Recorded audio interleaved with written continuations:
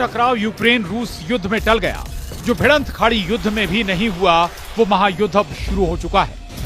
America रूस के युद्ध का माहौल बन गया है। इस बार सुपर पावर से बचना नामुमकिन है। डोनाल्ड ट्रंप की टेंशन 3 गुना हो गई है। एक तरफ यूक्रेन जल रहा है, दूसरी तरफ इजराइल दहल रहा है।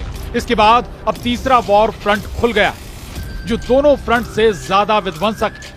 ये युद्ध रूस यूक्रेन से ज्यादा विस्फोटक है। ये युद्ध इजराइल हिजबुल्लाह से ज्यादा विनाशकारी है। इस युद्ध में महाशक्तियां उतर गई हैं। गाजा की बर्बादी इसके आगे कुछ भी नहीं। राफाह की तबाही भी इतनी नहीं हुई जितना खून खराब इस वॉर जोन में शुरू हो चुका है। न युद्ध का पहला एपिसोड ही नरसंहार से शुरू हुआ है।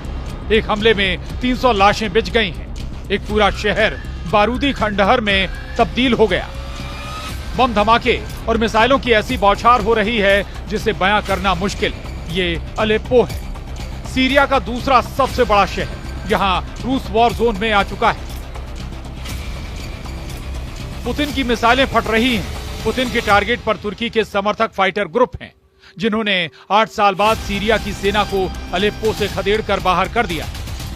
बशर अल असद को बचाने के लिए पुतिन फुल फोर्स में हमले शुरू कर चुके हैं, जिसके साथ ही तुर्की और सुपर पावर अमेरिका का बारूदी बैटल ग्राउंड में आना तय हो चुका है। ये लड़ाई फिर उसी दौर में जाती दिख रही है जब पूरा सीरिया सुलगने लगा। सीरिया में सब कुछ अचानक और अविश्वसनीय तरीके से घट रहा है, जिसके चलते कौन किससे युद्ध कर रहा है, कौन किसके लिए युद्ध कर रहा है, ये समझना आसान नहीं। कई देश, कई फाइटर ग्रुप और कई वर्ल्ड लीडर का टकराव है ये। सीरिया के अखाड़े में तुर्की नुसरा फ्रंट, जिसे अब हयात तहरीर अल शाम कहते हैं, उसके विद्रोही लड़ाकों को शह दे रहा है। हयात तहरीर अल शाम सीरिया के राष्ट्रपति बशर अल असद से युद्ध लड़ रहा है, जिन्हें प्रेसिडेंट पुतिन का सबसे खास माना जाता है। ईरान और इराक और अरब देशों के मिलिशिया फाइटर ग्रुप बशर अल असद के समर्थन में युद्ध में कूदने का ऐलान कर चुके हैं। इजराइल सीरिया में हिजबुल्लाह फाइटर के खिलाफ हमले कर रहा है, जो बशर अल असद के समर्थक हैं। इजराइल के लिए अमेरिका इस वॉर जोन में है और नेटो सतह से तुर्की को भी सुपर पावर का फुल सपोर्ट है। खेमेबंदी कुछ वैसी ही है जैसी हिजबुल्लाह और हमास जंग की। फर्क बस इतना है कि सीरिया में अमेरिका और रूस का डायरेक्ट दखल है, यानी जो टकराव यूक्रेन युद्ध में टल गया वो फाइनल स्टेज पर पहुंच चुका है। पहला हमला तुर्की की शह पर हयात अल तहरीर लड़ाकों ने किया था, जिसका जवाब देने में रूस ने देर नहीं लगाई। अब पलटवार की बारी तुर्की की है, जिसका प्लान बेहद खौफनाक है। एर्दोआन का प्लान क्या है? क्यों स्वयंभू खलीफा की वॉर प्लानिंग ने खाड़ी के शिया बाहुल देशों में खलबली मचा दी? जाने उससे पहले अलेप्पो से आ रहे अपडेट पर गौर करिए।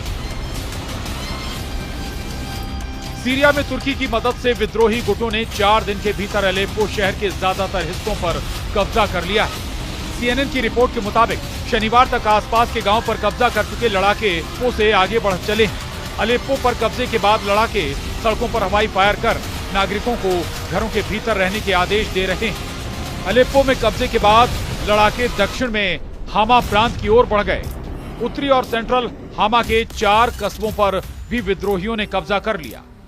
अलेप्पो के कुछ हिस्सों पर कुर्दिश लड़ाकों ने भी कब्जा कर लिया है।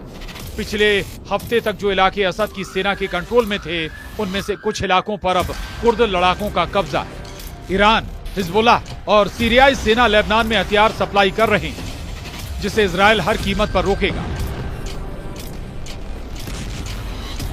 משך הפסקת האש תלוי במה שהתרחש בלבנון. בהבנה מלאה עם ארצות הברית, אנחנו שומרים על חופש פעולה צבאי מלא. אם חיזבאללה יפר את ההסכם וינסה להתחמש, אנחנו נתקוף.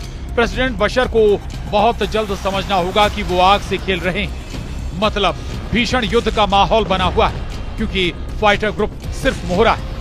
असल में ये युद्ध एर्दोआन अमेरिका के इशारे पर लड़ रहे हैं। एर्दोआन ने ऐसे मौके को कैश किया है जिसके बारे में ना ईरान ने सोचा, ना ही रूस ने। ईरान मौजूदा वक्त में इजराइल के साथ युद्ध में फंसा हुआ है।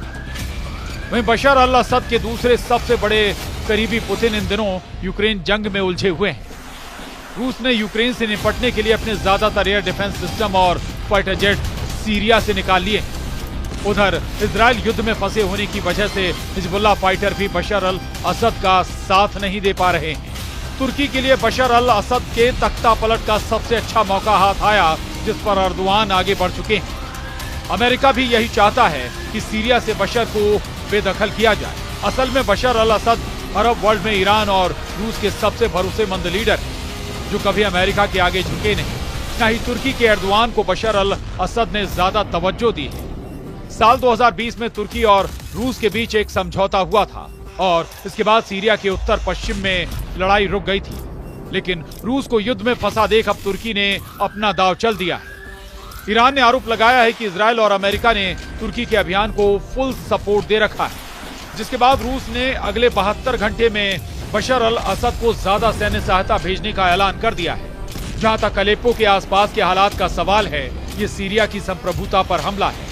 रूस इस बात का पक्षधर है कि सीरिया अलेप्पो में जल्द अपना नियंत्रण हासिल करे।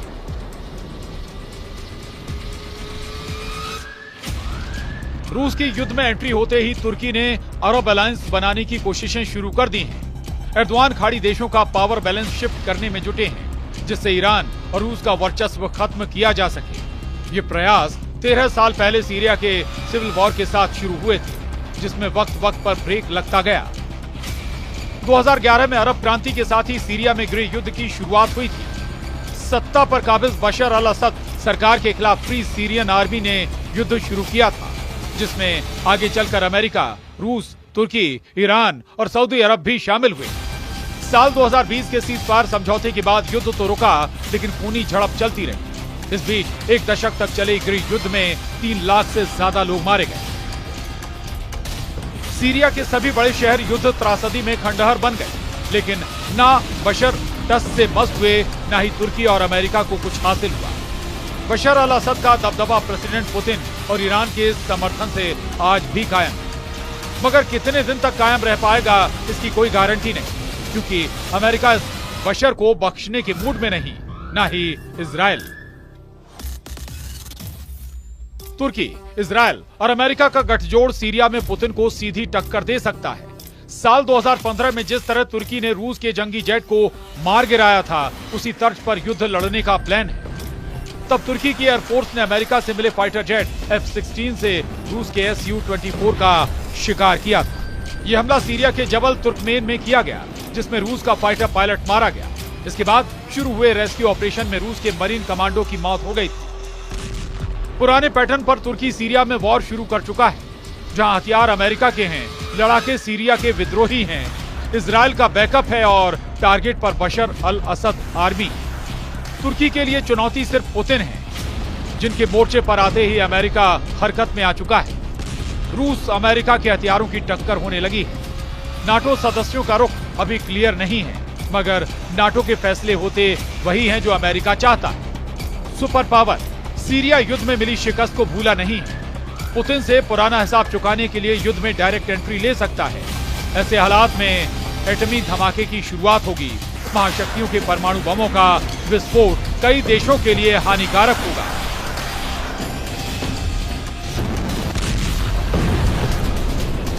Bureau report, news 18।